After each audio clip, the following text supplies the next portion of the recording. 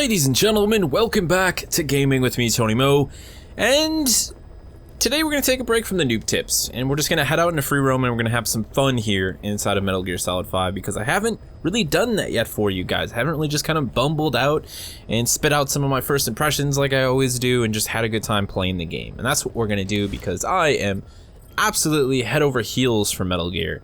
Honestly, this is hands down one of the most outstanding games I have ever played. It's just, there's so, the level of detail in every little piece of this game, I think is what makes it so special, outside of, you know, the core features, which are also rather fantastic. So what do we want to do? The big question you always have to ask yourself when you go into Freeroam is, I mean, number one, what am I doing? I'm going about this thing all wrong. I mean, come on.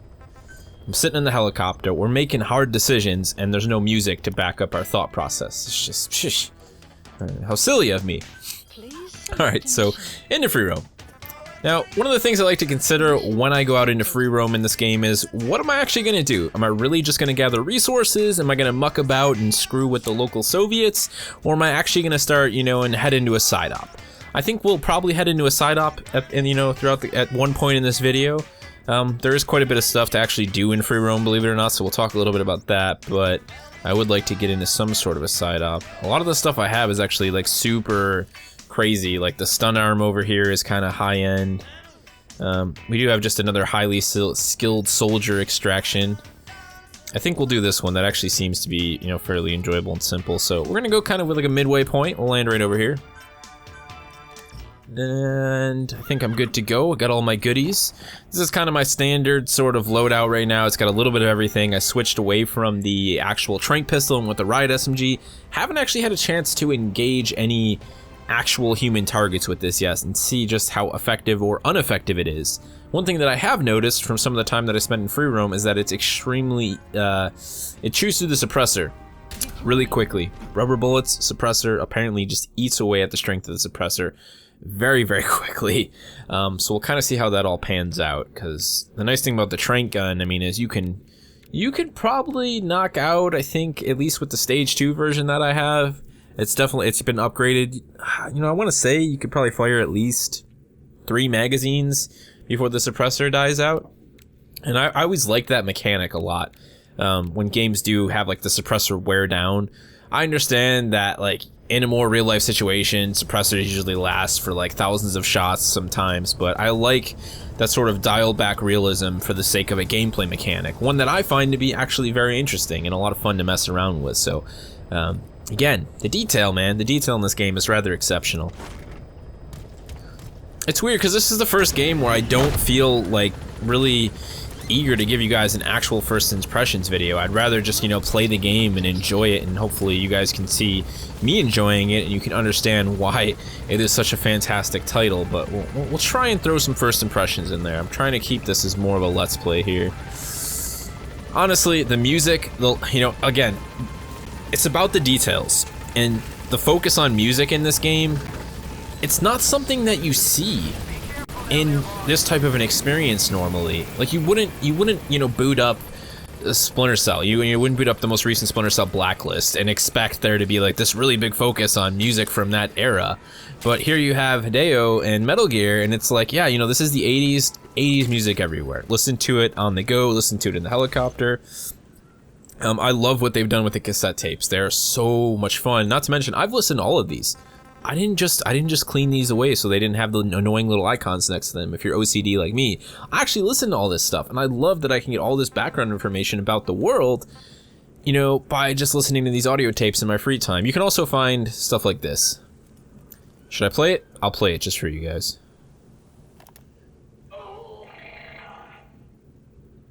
Ooh, someone had some bad curry. Oh god. Alright, let's shut that off. The girlfriend was actually over the other day, and I had this playing, you know, not on my headset. I was playing the game, and I'm like, what's this tape? I just found it. And she's like, oh, you can find tapes from like other people? I'm like, no, it's from the, you know, the characters in the world. You can find stuff from NPCs. And I didn't really read what it said, and I started playing it, and like, you know, 10 seconds in, she's like, shut it off. And I'm like, why, you're not enjoying this? Alrighty. So for me, free roam is actually something that I feel is like, you know, you should definitely focus on free roam. There's a lot of reasons to come out here and just have fun. Number one, it's nice to take a break, you know, to kind of step away from the missions, come out here, you know, collect some tarragon, save some sheep, mess with the Soviets, and get familiar with the area. For me, this is actually an area of the map that I'm super familiar with. You can see I've discovered all this tarragon and stuff here. So familiar though that this route has become second nature to me. Like I sort of just navigate through here and it's kind of like, you know, taking the shortcut through someone's backyard as a kid. Like it just really comes second nature for me and I really enjoy it. The level of silliness, you know, in this game sometimes. I'm running through the desert on a horse that's wearing armor plating, decked out with guns and camo. I'm freaking, you know, I'm Big Boss here, and I'm playing, you know, a cover of Bowie, in 80s, you know, electronic cover, essentially, of Bowie, you know, on a cassette tape. I mean, I know it's silly to just give that as like a, you know, an explanation as to why this game is so amazing, but honestly, that really does it for me. And take a look out there, you can see way in the distance we've got Lamar Kot Palace. That is actually someplace I'm super interested in checking out. I don't know that there are any Soviets there as of yet. I think we're a little bit too far out of range, but those cargo containers kind of speak to me and say that there just may be, but let's head down there and check it out. Let's just not kill D-Horse on the way there. So obviously the music isn't just like the only, you know, reason that Metal Gear is fantastic. It's a lot of the gameplay mechanics. For me, the amount of detail that actually went into how Snake moves through the environment. You know, there are times when it can be janky, but I think the amount of detail and just how far they've gone with the, you know, like the way his equipment is even worn on his body, to me was like, it was really kind of breathtaking. Something I found to be really impressive. Okay, so this is actually an enemy outpost. So let's go to serious mode here. Let's put that on pause for now. And let's crawl our way on up and see what's going on over here. This looks like actually a pretty large location. Not some place that I have a drop near just yet. This is actually probably the biggest chunk of desert in the entire game thus far. Sheesh. This would be the place to come out here with a dune buggy and, you know, start to have some fun. This is actually the place, the location that I remember seeing in one of the early gameplay previews for the game, so that's cool. You know, one of the big things that I've been trying to do, it seems like, you know, more so you end up capturing a lot of the important, you know, members from actual missions, those highly skilled missions, for example. I even recently did an elimination mission that had 3 targets, and I only ended up saving one of them. Sadly, the other 2 just got executed, but, you know, those are really where you get those skilled guys that have their own specialty, and, you know, they're a great asset to the team. Coming out here, just kind of randomly hunting down people, it doesn't really get you anywhere, sadly. You can see most of these guys are, you know, they're pretty just generic. If we take a look at this guy even, you know. Well, actually, he's got a B. He'd be worth it if it was really worth our time to sneak all the way in there just to snag one freaking dude. Everybody else is like sort of D's and E's, so yeah, no real reason to stick around here. Come on, D-Horse. Let's make our way up to that side op and go finish that up. I mean, you know, if you guys do want to hear a little bit of my first impressions, you know, the things that are obvious, the game is gorgeous. Audio, visually, you know, it's just bang on. I think the level of detail in a visual sense as well as an audio sense to me is just, it's stunning, man. You know, it manages to be such a large open world. I think it depicts this sort of desert setting, you know, really well. It's just so well balanced, you know? Obviously the character designs are, you know, first and foremost, just top of the line. Looks like we got a small outpost right there, no one in it. Let's kind of stop and take a look where we are. Oh, we're heading the wrong direction. Well then, let's turn around, shall we? I mean, I only have a giant marker directly on where I'm supposed to be going, but I managed to somehow miss that. I like, too, that D-Horse, like, is, you know, there's nothing about being on a horse that restricts you as a player. I mean, I can fire the sniper rifle from the back of the horse, I can fire all of my weapons from him, you know, without any issue, which makes for some cool situations, you know, actually using D-Horse is sort of like a way to peek over maybe a high rock. I've actually used him for one of the assassination missions that I did. I did actually use the sniper rifle, and I just I sat on D-Horse. So I was like, why would I? You know, I don't need to leave D-Horse. I'm just gonna stay on him and make this thing happen. Alright, I need to reset my marker is what I need to do here, so I stop heading in the wrong direction. There we go, marker up. The full day and night cycle is just like, it adds a huge level of just awesomeness to the game. I mean, if you guys watch any of the noob tip stuff, you know, you see I talked about how I feel it's important early on to just kind of let the punches roll with that, because it's fun, you know, having to cope with the environment. And, you know, as you get further into the game, you get more, you know, you get early warnings, like when there's a sandstorm and stuff. Eventually you get to, you know, really hear about the weather in advance, and it gives you this sort of tactical advantage. And it's fun to be able to play on that, you know? I mean, what they've really done with the open world, I was talking to somebody at work about the game, you know, I said, like, oh, dude, it's hands down one of the best games I've played in my life, you know? This is amazing. I'll be playing this game for, hopefully for, you know, decades. You know, I'll come back to it. Unless Kojima does something on his own, you know, somehow gets the license from frickin' Konami over there, does something special. Anyway, so what I was saying, you know, he asked me about the open world, you know, is it really popular, there's a lot of stuff. I'm like, you know, it is, but that's not really the point. The point of the open world in this case is actually to, you know, to add these layers of tactical depth that, you know, you haven't really seen in a game like this before. Damn sheep blocking the road. Alright, let's see what we got here. So, there's a good chance that this is either going to be a soldier on patrol or a soldier that is sniping. Analysis complete. Think you really saw me?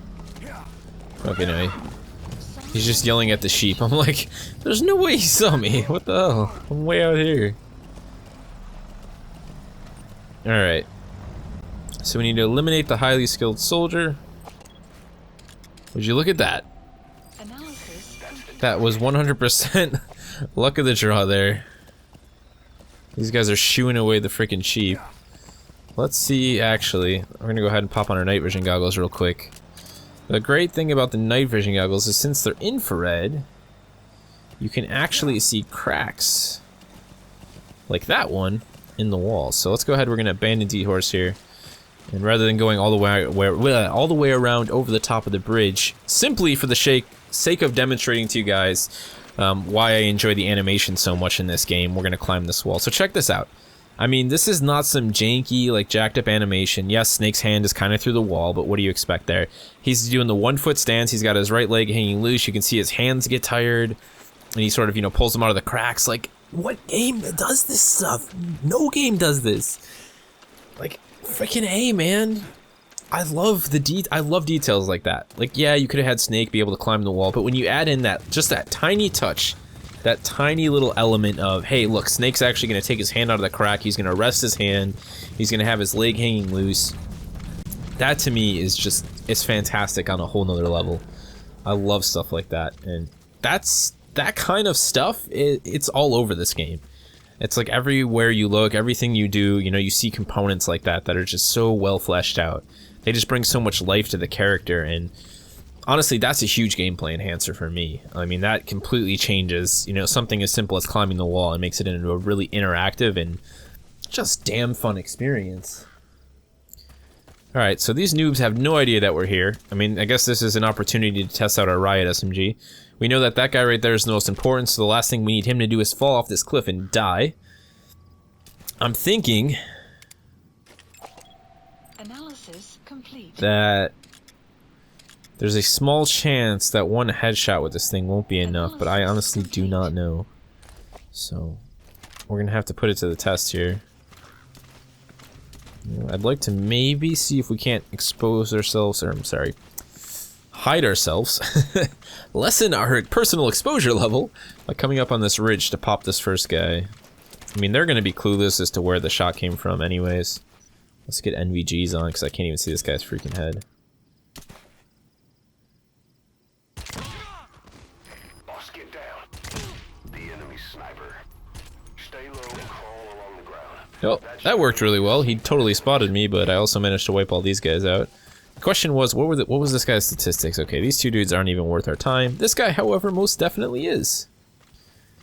Bye-bye.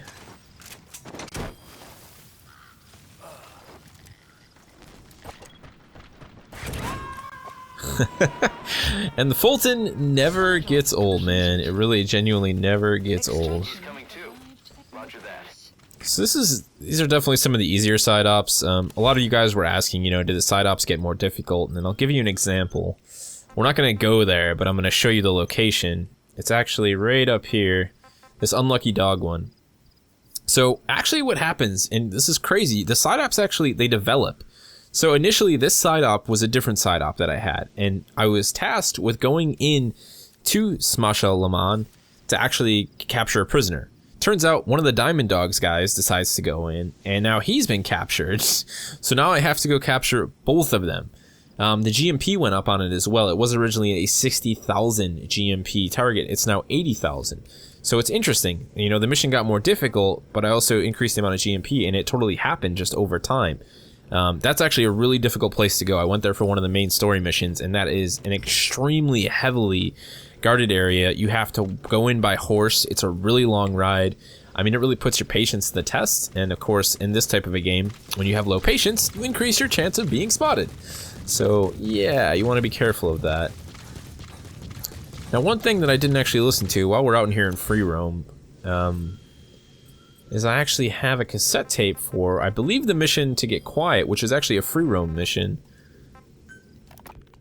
The sniper known as Quiet is lurking in the So basically, it's finally become apparent that Quiet is out here now, and we got to keep an eye out and hopefully capture her. I'm hoping to actually capture her as a partner. I definitely don't want to, like, you know, go lethal and kill her. So no traces whatsoever. They've even posted guards, but they let's never go ahead and just spotted remove all of our markers. We don't really need them. another body's lying on the ground. You ever heard of someone who operates like that? No matter how I've heard stuff about Quiet, like people I've talked to who are way farther ahead in the game than me, but, you know, I don't want any spoilers, so I was like, don't tell me. I don't want to know. I'll figure it out when I get there. Some of my friends have been fortunate enough to play a lot more of this game than I have. It's something that I'm a bit jealous of. Let's go ahead and extract a sheep. This is one of the things I enjoy doing when I'm out in Freeroam. Make sure you hit him in the face, though. Interestingly enough, extracting sheep, you know, despite the cost of GMP, I think you end up getting 500 GMP back, so it's a 200 GMP profit, and you also get a plus 50 increase to heroism for saving an innocent animal. So it's actually something worth doing. If you're out in Freeroam and you see some sheep, go pick the whole damn herd up. You can also go ahead and put these little boxes down. I know, I apologize, guys, for any of you actually wanted to listen to that. I totally just decided to talk over it, but I figured you didn't actually care that much. So these capture cages, depending on the sort of environment. Oh, let's get down. Let's actually mess with these guys a little bit. What do you guys say? I say we bring the sniper back alive and break that silence. Because even if this Quiet doesn't say a word, there's still plenty we can learn. So those cages, as I was saying, well, these guys totally are just confused by everything. Basically, as you put them down in the different parts of the habitats within, you know, the desert, you'll capture different animals, and again, you get that GMP, you get that heroic bonus for saving an innocent animal, taking them out of combat zone. One sniper I want back here breathing.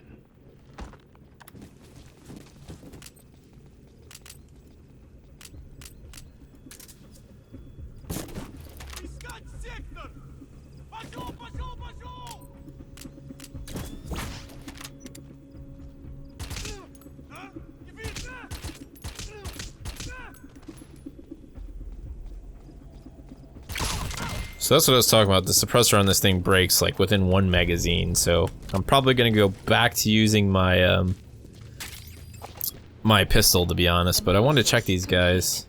Honestly, if they're a C, if he's a C for the intel, I'm probably gonna take him. Because what I really actually do need is I just need people at this point. I'm not even worried about their skill levels.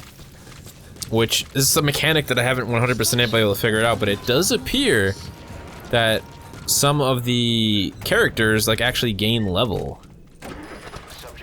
So, I mean, you know, great part about Freeroam, we could just steal this truck and totally just drive around with it for the next, like, you know, 2.5 hours, but we're not going to do that. I'm actually just going to go ahead and end it here. I hope you guys enjoyed just checking out the Freeroam with a little bit from me, hearing some of my thoughts on the game.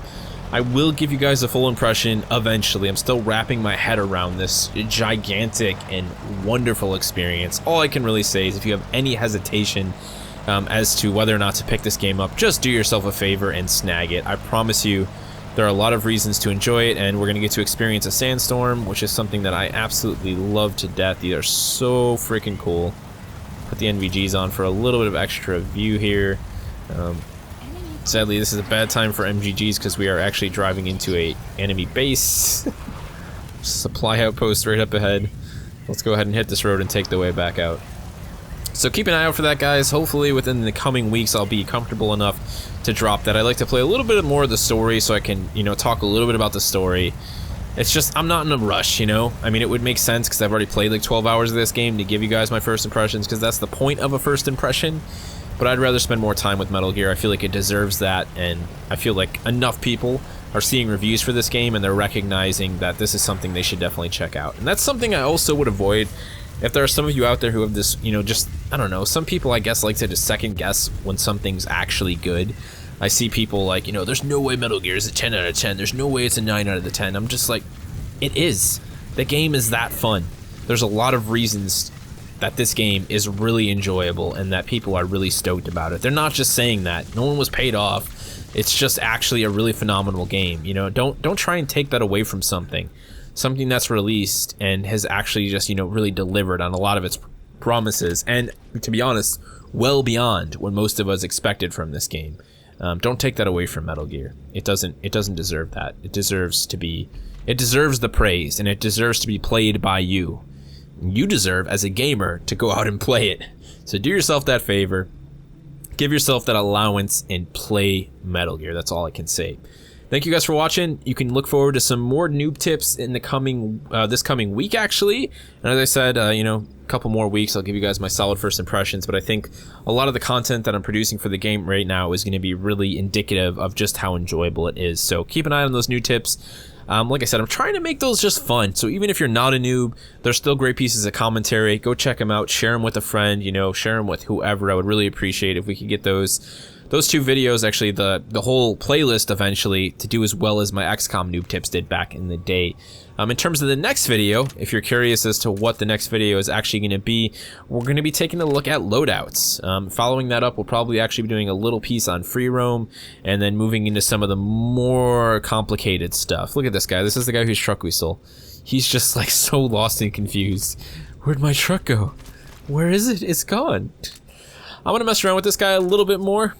If you guys have any questions for me regarding my thoughts on Metal Gear or anything you saw here, as always, feel free to leave it down in the comment section below. And if you've been playing Metal Gear, share some of your most ridiculous stories that you've had when it's come to dealing with the AI.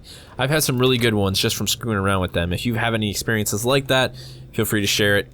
And hopefully I see you guys out in the wilderness that is Northern Cabal, Afghanistan here, saving some sheep and having some fun with some Soviets. You know what day it is? Do you know what day it is? It's Gallahorn Day. I love you. Hey, Rack. Hey, Rack. You know what day it is? You know what day it is, bro? It's Gallahorn Day. Go get your galley, bro. Oh yeah, go get your galley. It's motherfucking Gallahorn Day. Yeah. Oh, yeah. All you Guardians out there, I know you. I was once like you. No galley. Today's your day. Go get your galley. It's Gallahorn Day.